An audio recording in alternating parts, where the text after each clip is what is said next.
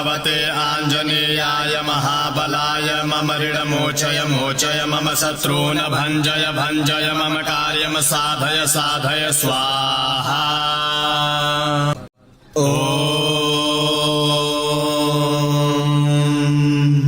नमो भगवते आञ्जनेयाय महाबलाय मम ऋणमोचय मोचय मम शत्रून् भञ्जय भञ्जय मम कार्यं साधय साधय स्वाहा।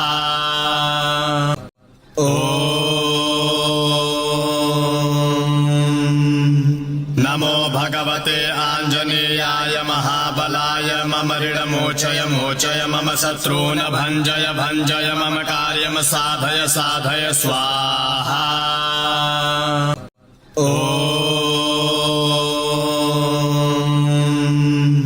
नमो भगवते आञ्जनेयाय महाबलाय मम ऋणमोचय मोचय मम शत्रून् भञ्जय भञ्जय मम कार्यं साधय साधय स्वाहा।